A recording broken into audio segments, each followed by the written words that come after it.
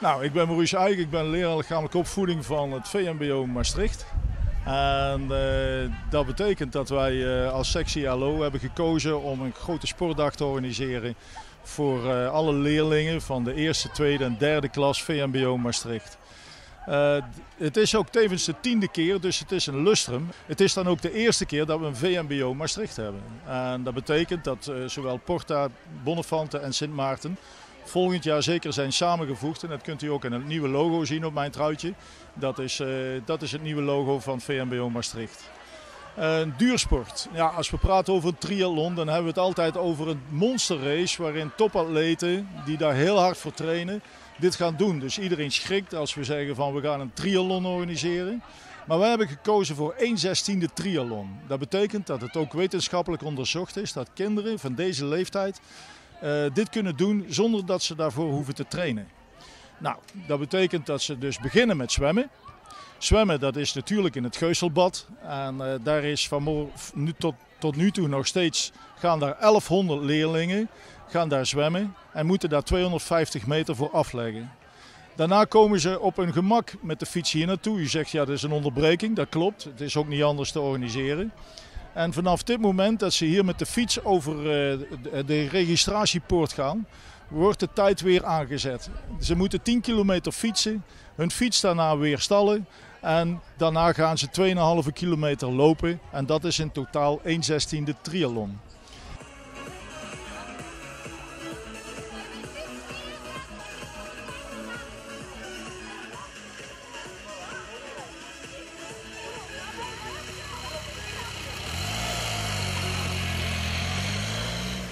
Nou, u ziet de drukte hier op deze parkeerplaats van gastheer VV Scharren, waar we nu al 10 jaar ook een geweldige relatie mee hebben, die al personeel hebben ingezet.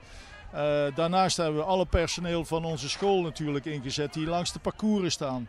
En die mensen de weg wijzen, verkeer een beetje regelen, voor de veiligheid zorgen. We hebben verkeersregelaars, we hebben de mobiele ondersteuning, sportevenementen voor de medische verzorging, professionele medische verzorging. We hebben Racetimer om de chip-registratie, om de tijdregistratie te verzorgen, zodat alle kinderen vanavond op de website van racetimer.eu hun tijden kunnen zien. En de winnaars die worden natuurlijk beloond met een prijs.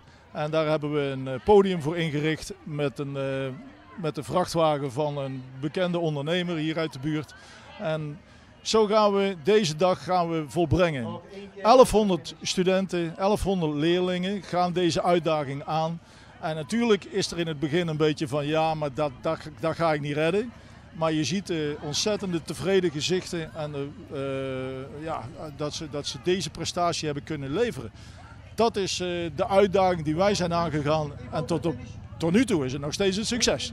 Dus wij gaan voor de 11e keer volgend jaar en dit wordt een traditioneel gebeurtenis.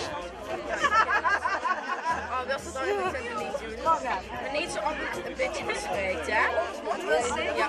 Ja, nog een beetje. Ja, zo mooi. Laatste leraar. Dit is